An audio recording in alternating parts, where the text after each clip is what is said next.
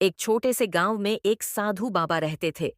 उनका नाम रामदास था और वे गांव के बाहर एक झोपड़ी में रहते थे। रामदास बाबा का जीवन अत्यंत साधारण था। वे प्रतिदिन गांव के बच्चों को शिक्षा देते, बुजुर्गों की सेवा करते और गांव वासियों को धार्मिक उपदेश देते थे। रामदास का जन्म भी इसी गांव में हुआ था। वे एक समृद्ध परिवार के पुत्र थे, लेकिन बचपन से ही उन्हें सांसारिक सुखों में रुचि नहीं थी। वे हमेशा आकाश की ओर देखते और जीवन के वास्तविक उद्देश्य के बारे में सोचते रहते थे। युवावस्था में उन्होंने घर छोड़ दिया और विभिन्न संतों के साथ समय बिताया, ज्ञान प्राप्त किया और अंततः गांव लौट आए। रामदास बाबा के आगमन से गांव में एक सकारात्मक परिवर्तन आया। लोगों में धार्मिकता बढ़ी और समाज सेवा की भावना जागृत हुई।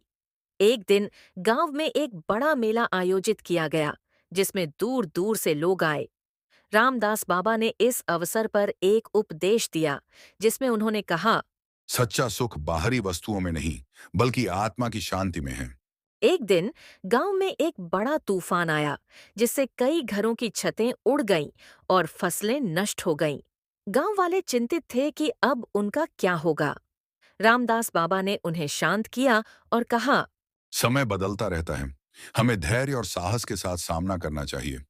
बाबा ने अपनी छोटी सी झोपड़ी में कुछ गांव वालों को आश्रय दिया और मिलकर पुनर्निर्माण कार्य शुरू किया।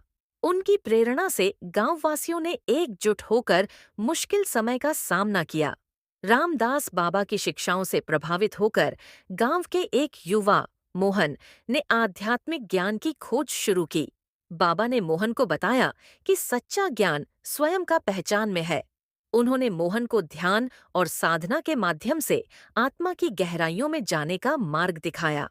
रामदास बाबा का जीवन गांव के लिए एक प्रेरणा बन गया। उनकी शिक्षाओं ने लोगों को जीवन के वास्तविक उद्देश्य की ओर अग्रसर किया।